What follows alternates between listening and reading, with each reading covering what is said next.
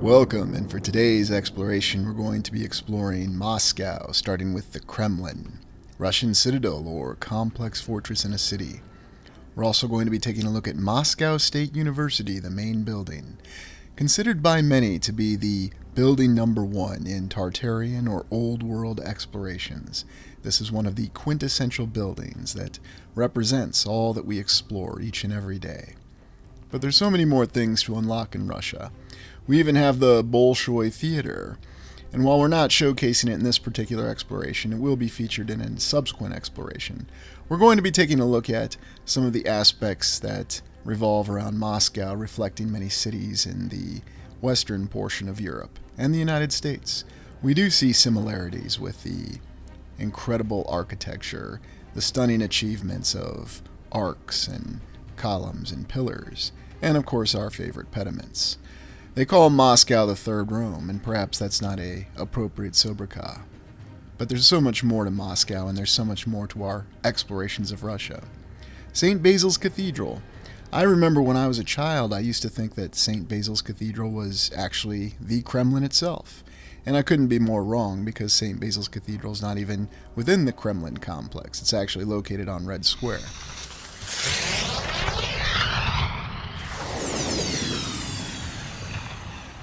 Let's begin by looking at the Kremlin as an overview. What do we actually see without considering the history of it in too much detail?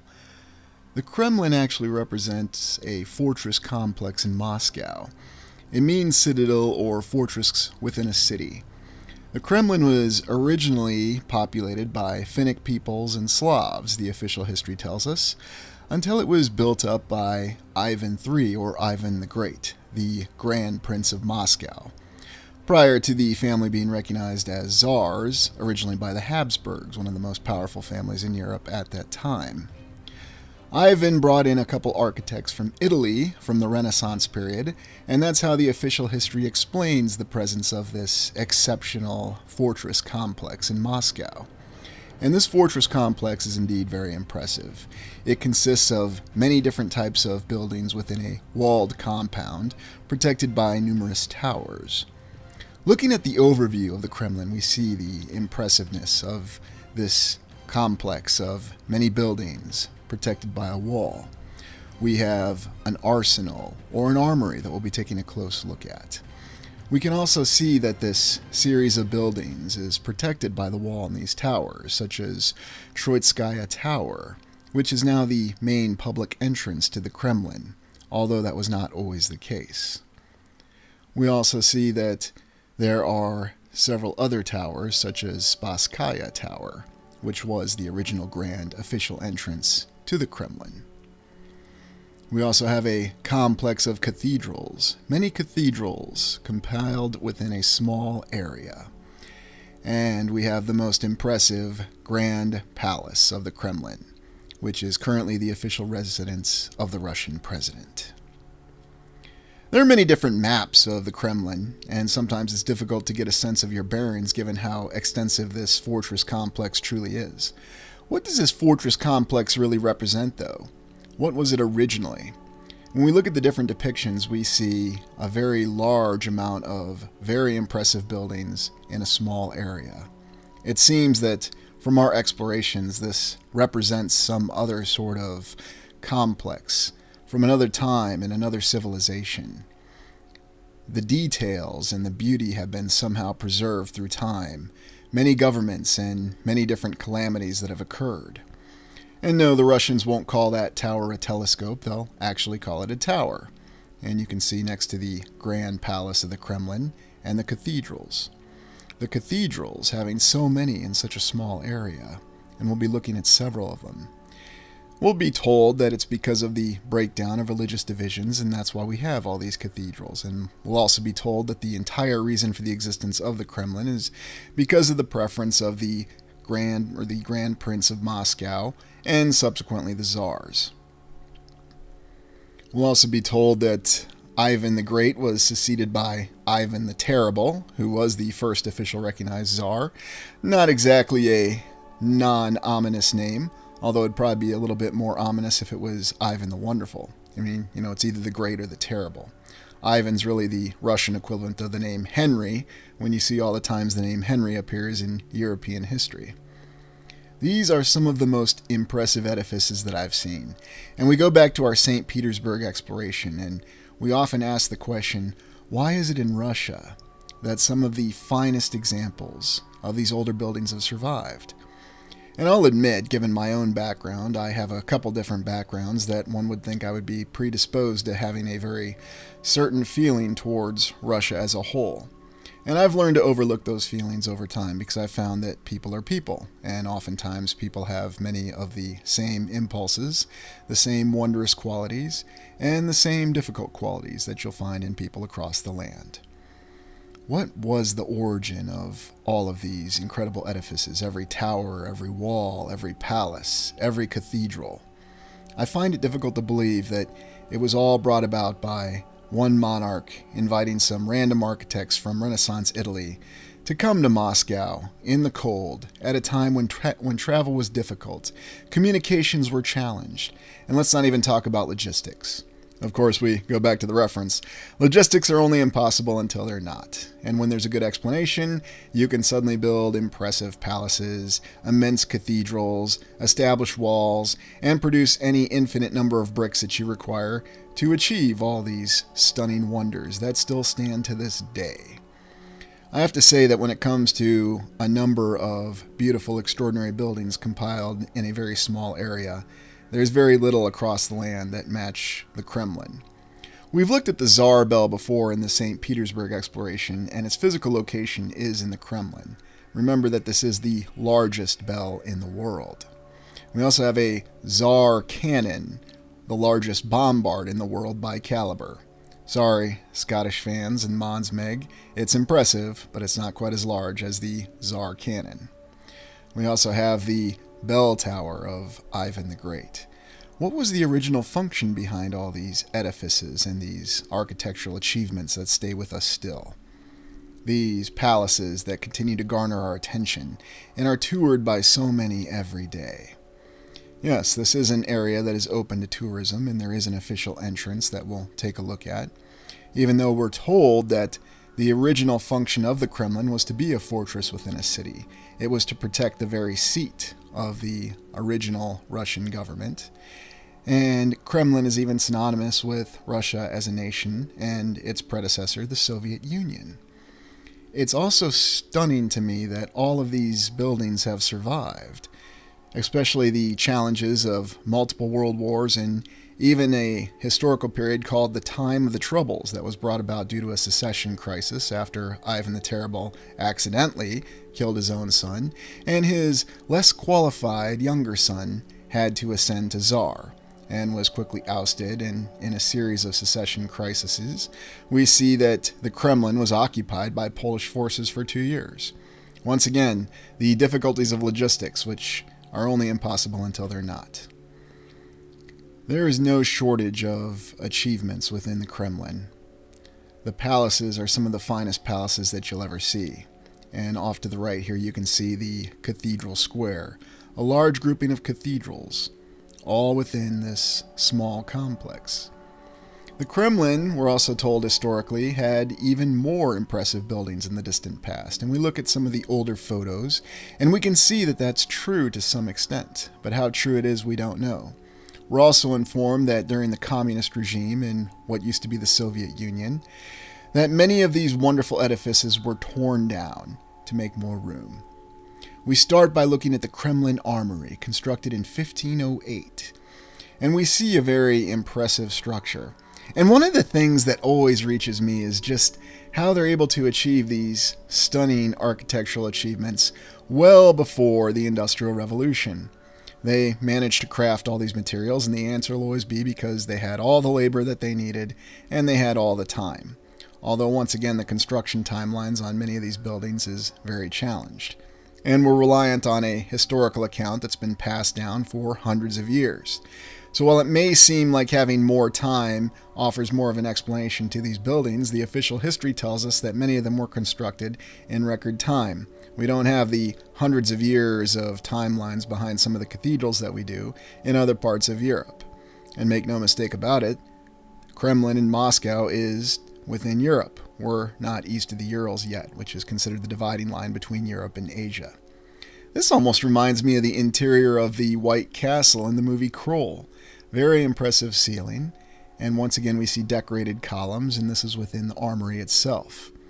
And we'll see the grand depictions of all the wondrous equipment used by the Russian army and the Soviet army, although this looks to be from what we'd think of as the medieval times, where we have plate armor. And of course we have more cannons cast in bronze and iron. It's a unique consideration to factor together how all these weapons and all this equipment was used in that particular point in time. But even more impressive to me is that so much of it was preserved until now. I wonder if that suit of plate armor weighs between 35 to 55 pounds, because that's what Google will tell us every suit of armor weighs. Very interesting when nobody considers the fact that they didn't have any kind of assembly line, except of course for that Venetian arsenal to make ships that we looked at in the Vatican exploration. We see older photos, though, of the arsenal and older paintings, and again, we see no shortage of columns and pillars and architectural achievements. And remember, this is just the armory. We're not looking at any of the cathedrals or the palaces yet. And yet, once again, it looks as though they spared no detail even in constructing this armory, or this arsenal as it's called in the official Kremlin compound. All very impressive the way it fits together. And you can see even with the columns on the pillars, this is a rather unique touch. And I really appreciate the geometric coordination within the ceiling and the stairs. Well, let's take a look at Spasskaya Tower, built 1491 by some Italian named Pietro Antonio Solari. Solari was the architect that Ivan III, or Ivan the Great, had brought in to renovate the Kremlin. Yes, most of the Kremlin as it stands now, the towers and the wall, were brought about during what was considered a renovation by Ivan III or Ivan the Great. Very, very impressive, and this is where the tower resides right now. And it's a very impressive tower, as we can see. Should be noted that Solari was not hired to succeed his father, so why did Ivan III want him to do the Kremlin walls and towers? Solari died in Moscow, and they brought in some other Italian guy to succeed him. This is what Solari's father was the architect of, the Cathedral of Milan, a very impressive structure. But he wasn't the architect, so how did Ivan III even find out about him to bring him over to bring in the architect plans for the Kremlin? Very fascinating account. And we can see that on this tower, there is a very beautiful clock on it. Although I should recognize the fact that instead of seeing the 4 ones or the 4 eyes, we actually see an IV, or a classic Roman numeral for 4. So many bricks and so many architectural details. Done in the late 1490s, the same time that Columbus supposedly discovered America. They were building this in Moscow, Russia. And you can see that they've lifted columns high onto the tower.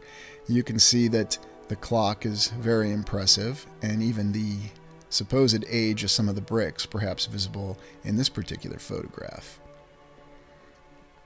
We can see that there are many details with this tower, and there's even a legend within Russia that as long as this tower stands, Moscow will not fall. For the most part, true. The only time that Moscow technically fell was to Napoleon, and that was at the decision of the city mayor or governor or the military official at the time to abandon the city to Napoleon. We'll be looking at that later this week. And we can see that along with the other towers, it is a very impressive complex, and just consider the sheer number of bricks and the logistics that went into constructing this in the 1490s. And even in the older photo, we have the usual questions. It looks like it's dirty and it's been neglected for some time, although you can still see the beauty and the enduring features of the architecture. Here's a close-up of some of the bricks and what they appear like. And this tower has a lot of meaning for the symbolism of the defense aspect of the Kremlin within Moscow, Russia. Now let's look at Troitskaya Tower, built by the next Italian, and the tallest tower of the Kremlin, 260 feet or 80 meters, and this is the main visitor's gate, as we said earlier. And again, this is another impressive tower. We can see the potential defense purposes behind it. There's no denying that. Yet it seems as though much of this entire complex, beyond being for practical defense purposes, has a symbolic feature as well. And you can see with all the bricks and the stones and the fine detailing within the main entrance tower to the Kremlin itself. You can also see the columns that were lifted up high, and we have the usual questions because while we may not have an extended construction timeline, we still have the fact that this was constructed in the 1490s. And I have to ask the question, how exactly did they achieve it? And we'll have the usual answers. Well, they had infinite forced labor, there were no issues with producing bricks at that time, and they had an Italian architect. I mean, what more do you need to just throw up an incredible tower at the time? And numerous towers in a large walled compound. Well, you're about to see that there's a lot more than just towers in a large walled compound within the Kremlin, starting with the Cathedral of the Annunciation, built 1484 to 1489. And this is a series of cathedrals that exist on the Kremlin, and we see what we tend to associate with Russian cathedrals, the golden onion domes. But looking closer, you can see there's a lot of fine detail on each of the towers, and a very impressive amount of detail, and again, for the late 1400s or the late 15th century. Truly an impressive edifice wherever you are in the lands, and something that stands out. What's even more impressive to me is that it's existed for so long, for so many hundreds of years, and yet it retains such beauty as to almost look brand new.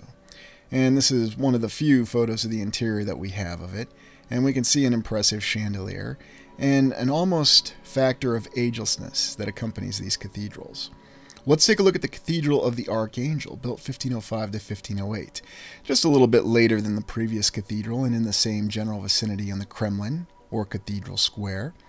And once again, we see that it has the same architectural stylings, all great attention paid to detail. The same type of pillars, though, integrated into the walls. Extremely impressive. And the interior no less impressive. So what was really going on here? What was the original function of this very large complex and all these cathedrals built closely together? I find it difficult to believe that religious division would have all these cathedrals built in such a close area. Why not just build one very large cathedral, or have a different division when it comes to buildings? There had to be some other purpose. And now Dormition Cathedral, built 1475 to 1479. And we're told that this one was actually architected by Russians, and of course all of them were built by Russians. It's just this one had an architect or architects that came from Russia. Yet it looks quite similar to the other ones, so it's really hard to say. And you can see many of the blocks that go into this. And look at the arches on the door, the multiple arches and columns, along with all the blocks. This is not something that was pulled off by people who didn't know what they were doing, or were an uneducated people, and uneducated laborers, as we're always told. There's just a sheer beauty, though, that's also found within the artwork within these buildings.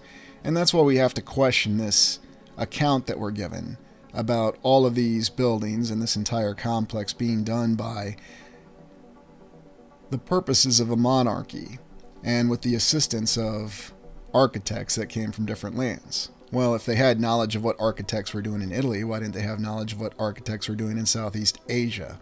Perhaps they should have invited them to come and design these stellar buildings for them. I still can't get over just how impressive this doorway is, with these multiple arches and these, I'll call them curved columns, with columns above them as well. I've never quite seen anything like it, and the decoration is just beyond the ability of words to describe. You can see it for yourself, though, that every little detail, artistic and structural, is expressed in this structure. And it appears in numerous old paintings and sketches, and gives us the idea that these structures have been around for hundreds of years, but who really knows how long they've actually been around for? They seem timeless, and when you consider the interiors where you have more of these structural details with very well decorated columns, and honestly these are some of the best decorated columns and walls I've seen anywhere in any of these buildings in the land, all of these cathedrals are uniquely impressive. The explanation will be, well, these were the cathedrals that were used by the czars and the imperial family, and that's what we went off with. Here we have Ivan the Great Bell Tower with Cathedral of the Assumption. This is the tallest structure on the Kremlin complex. No less impressive than anything else we've seen, and yet another golden onion dome with very fine details in the tower itself. Everything looks new and impressive across the Kremlin structures. We also see many of the towers and turrets and the unique symbols of crosses, and all adorned with gold. Very intriguing.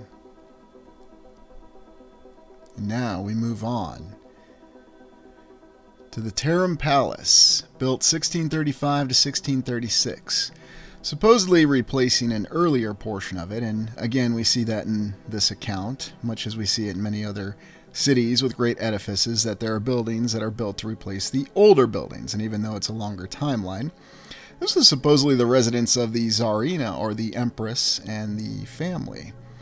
Very impressive interior, again, with arches and great decorations and large large doors and walls. And of course the double-headed eagle, which is quite a paramount symbol of the Russian imperial family. Incredible pillar with that kind of decoration. Never seen anything quite like it. Seen things similar to it. There with some of the colored windows, and it's such a unique interior as well, with the coloring and how everything is laid out so specifically. And here we can see with some of the carpets as well, and the symbolism all over the place. Not to be confused with symbology. What's the difference between the symbolism and the symbology? Perhaps we're talking about symbology. Okay, I'll drop that joke. But when you see here with the windows and all the decorations that go into all the effort, I'm still thinking about who really did this and how they did it. Well, let's go to the Grand Kremlin Palace, built 1837 to 1849, the newest of the structures that we've looked at, and without a doubt, the most impressive. The Grand Kremlin Palace, here's where it's located on the overall facility of the Kremlin. It is the residence of the Russian president, or the working residence of the Russian president, as it were. And you can see that this is definitely something that far exceeds any comparison from the White House in Washington, D.C. It's been with us for a long time, or so we're told. Even during the time of the Soviet Union, where you can see the CCP that was prominently displayed in the old Grand Palace of the Kremlin, or the Kremlin Grand Palace. And in more recent times when they've replaced it with the Russian two-headed eagle. Yet on the outside we can see numerous pediments above every window, great arches, and well-decorated columns.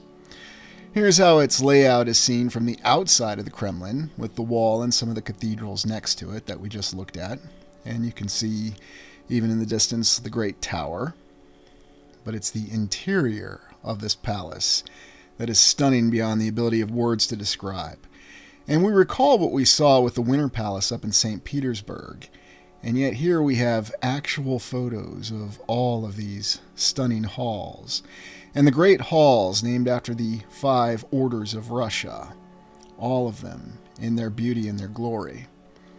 We can even see that there looks to be like a plaque that was added at some later point in time. And it's always interesting to consider how much authenticity there is with these plaques and how they relate to these buildings. Are these always there, or were they just tacked on? Here you'll see the same thing that we've seen in other structures, and yet even more beautifully decorated. The indentations in the ceilings, the very well decorated columns and chandeliers. The same symbol, the exploding starburst above what appears to be the throne, and the well decorated pillars all across the interior of this palace. We have older photos of this palace, and we can see that its opulence was no less in times past, at least if we were to take the photos at face value, which is always questionable, but this is an edifice that you can tour to this day. Look at the floors and the chandelier, everything within the walls. Of course, the explanation will be, yes, this is a grand palace. It's supposed to be to this level of beauty. And yet I think the interior of this building exceeds anything that we've seen so far in our explorations. This is definitely something I would fully enjoy seeing in person. The stunning layout of these halls with their decorations in the floor, the walls, and the ceiling. No detail left unturned. This is truly a transformative experience if you're just seeing this. And imagine walking in these halls every single day. I'm also trying to reconcile what it would have been for me when I was much younger and I had the preconceived notions that I did of the Soviet Union. Certainly no one ever showed these kind of interiors from the Grand Palace in any sort of educational upbringing that I had, or any of the news programs that I watched, to ever give us the indication that something like this would exist within the Soviet Union in the early 1980s or the late 1970s in the United States. This certainly defies everything that we believe about a given account. When we look at buildings like this, though, we have to question what we're told about anything like this being built in the 19th century by anybody across the lands. There is something that is truly extraordinary beyond the ability of words to describe. You can see it and you can feel it. And imagine walking in and through it every day and seeing all the fine geometry, the incredible artistic inspiration that's displayed and reflected in every decoration, in every wall, near every window, and every chandelier. This is by far and away the finest interior I have seen in these explorations. And we've seen some incredible ones, whether we're looking in a basilica or other palaces. And I have a feeling this is a lot of what we're missing that we couldn't really see in full detail in the Winter Palace in St. Petersburg. And here it is, in the Grand Palace on the Kremlin. Stunning beauty and detail, with the symbols that have endured all these years. Well, let's take a look at the Tsar Cannon, large bombard by caliber in the world, cast in bronze in 1586. Now, we saw, I'm trying to remember the exact name of it, the large bombard in Edinburgh Castle when we explored Edinburgh. But here we have what is defined as the largest bombard in the world. No practicality, no military application behind it. Impossible to move. There are indications, we're told by official accounts, that it's been fired at least once, although who knows what's true behind that or not. Could it have had a different function? What do you think it could have been, if it indeed did have a different function? Let me know in the comments. Every time I see one of these bombards or these cannons, and you consider the practicality of moving it and the ammunition, what was really the purpose behind building it? And of course we'll be told it was just to showcase the abilities at the time. Cast it in bronze to show how large we can make it. Because obviously we had no other concerns at that time, except for this little thing called the Troubles and the Secession Crisis and numerous wars. And let's compare and contrast everything we've seen with the State Kremlin Palace, our finest brutalist architecture from 1961. Yes, this is what we'd come to expect from the Soviet Union. Oddly enough, it's also exactly what we'd come to expect from the United States in the 1950s and the 1960s. This could be any sort of city hall that we've seen in the United States, or a more modern county courthouse. It looks exactly like it. And here we have Lenin's tomb, another very fine brutalist architecture tomb for Vladimir Lenin, and it would make a very fitting tomb for any former U.S. president, I have no doubt. Now let's look at St. Basil's Cathedral, built 1555 to 1561. And as I said earlier, this is what I always associated with the Kremlin, and for the longest time I thought it was the Kremlin, but in reality it's a cathedral. One of the most impressive, beautiful, and colorful cathedrals I think we've seen. And this is always associated with Russia and the former Soviet Union. This incredible edifice shows something that I don't think we've seen in a cathedral before, with how colorful it is, how beautiful, and yet it was built in the 16th century. And look at some of the details with this, the combination of the bricks, the different coloring within the tower. You have every architectural touch expressed in this one building. Very impressive. And here you can see in this older photo, you're missing the colors, but you can see that all the architectural detailing was there. And once again, we ask, how old was this really? This was actually done in the 16th century? President Reagan and Mikhail Gorbachev having a little discussion. Mr. Gorbachev, tear down that wall. And can we borrow some of your bricks? We're all out of bricks in St. Louis. The interior is just stunning as well, much as many of these other buildings. And we can see that here we have the old wooden doors and every single decoration on the ceilings, the walls. And you just look at the arches and how they've decorated everything. It's not just the structure, but also how it's painted. This truly feels like something from another world, another time, another civilization, and I don't think there's any debating that. Well, let's look at Moscow State University, main building, built 1947 to 1953, 239 meters, 784 feet tall, tallest building in Europe until 1990, tallest educational building in the world as of today. This is considered one of the fundamental buildings that's used in Tartarian or Old World research. And we can see why. Yet we're told that this was constructed after World War II. Yet when we look at this building, we have what we would no doubt refer to as Art Deco architecture in structures we looked at in the United States, especially right there above all of these columns. So what's the real story behind this building? Was this indeed a building that was built by the Soviet Union at the end of World War II? Well, I guess if there's one thing that's reflective about communism is the fact that it seems to generate a lot of currency, or at least some form of currency. The official account tells us that the Soviet Union was devastated by World War II. Vast civilian and military casualties, having to relocate entire industries, and yet, not a few short years at the end of that conflict, they were able to build this stunning edifice. Why would anybody be concerned about Sputnik in the United States if the Soviet Union was able to achieve this? And let me remind you, the United States was not building buildings like this after World War II. They had stopped well before World War II building Art Deco. And yet it looks like they achieved one in the Soviet Union. And when we look at the top, we're certainly reminded of some of the design stylings that we saw in the Power and Light District in Kansas City when we looked at several of the larger buildings there. But this is an educational building, and there's no educational building like this across the lands. This is still the tallest one, and the tallest until a building in Germany exceeded it in Europe.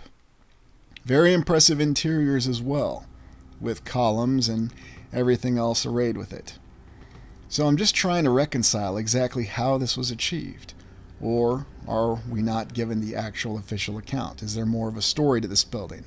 I'm reminded of the questions that we have about that hotel constructed in North Korea. Now, am I just saying that because this building was built in a communist nation? No, absolutely not. Communism needs currency, and the capitalist democratic system in the United States needs very large government programs and social welfare programs to operate. It's just one of those things. But you look inside this building and you see there has to be a much deeper story. And as I was looking at it, I wondered if there were construction photos available, and I searched feverishly for them. Well, we have the digging of a very large hole, although it doesn't seem to be a large enough hole for the foundation, but we're told that this is the foundation photo for constructing the building in the 1940s. We do have what appear to be some construction photos showing the building in the background. Although, interesting enough, we see that they look very similar to the older construction photos we recall seeing at the start of the 20th century in many of the buildings that we've looked at in the United States. I'm sure, once again, that is just merely a coincidence. You can see that with all this modern Soviet machinery and this colorized photo, I wonder if this was colorized by some kind of artificial intelligence program, that it's clear that they really constructed this building. That we shouldn't be asking any questions about it. And when you see this very convincing photo with a backdrop that kind of reminds me of many Star Trek episodes, and I can't figure out why it would, you can tell that this is a legitimate, genuine construction effort. Now, I'm just talking about the photos. I don't know about the actual history of the building. Maybe there's somebody out there who could let me know in the comments section that they know of somebody or their great-great-grandfather actually participated in constructing this building. I know I'm going back a little ways, but it's an impressive edifice, and I don't think we've seen anything quite like it. And we're definitely going to have to look into it a little bit more. Well, thank you for joining me. Please like, comment, and subscribe.